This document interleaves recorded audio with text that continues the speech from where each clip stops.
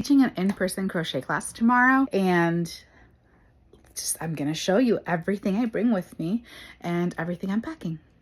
I like to use one of these totes from Joann Fabrics. I got one a few years ago. It has a lot of pockets and a lot of places to put things, so it's just perfect for my classes. Now, while I rarely reference this because there's a lot of things that I know already, I like to have some kind of physical book with me so that when the students leave at the end of the session, I can recommend something they can get at a local bookstore or at their library. So this is just one of those books that I like to recommend. I also bring a folder, and in my folder I keep sample lesson plans. I keep all the handouts that I'm gonna give everybody, and just some extras. So I keep all of that in there. All right here. Next thing I like to pack is, while this may be really excessive, I like to bring like all my crochet hooks, all of my stitch markers, including different kinds. I like to bring all of this just to show different examples, because I like to show the difference between an inline hook and a tapered hook, and I like to have those on hand just so they can see what different grips, what different handles exist, the different sizes, because this one's really excessive.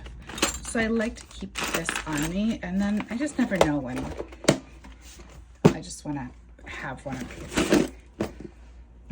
I also bring a few different types of yarn with me. Usually I'll bring just kind of remnants of the yarns that I have, just a lot of like the leftover stash. I'll bring a few different colors.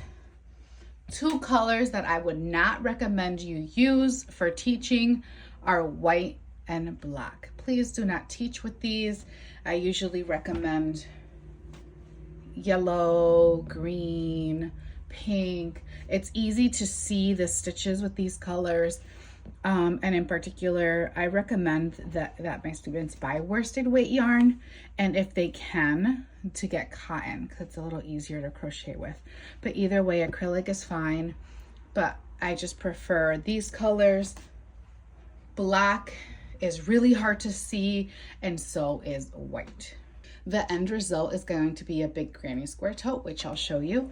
So I like to bring a few samples of granny squares so that I can show them how they should practice, what they're making at home. And then with these samples, I can show them how to attach them, what the slip stitching or the different methods of attaching is, the differences in different granny square patterns. So I like to bring samples of what I'm making so that the students can have a visual. I will bring what I'm hoping they will finish in the class. So this is a giant granny square tote with a braided, which doesn't really stretch, handle. I've got little tassels.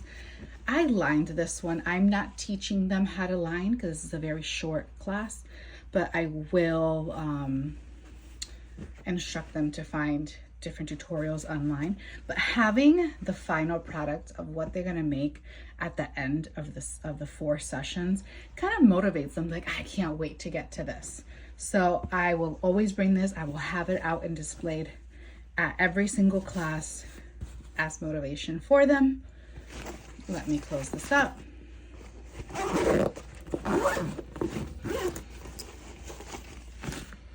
It's a nice tote. I will always bring extra scissors, but I'm gonna keep them in this other compartment.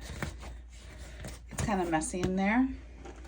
I bring some of my business cards so that if they want to, they can follow me on socials or find other ways to contact me.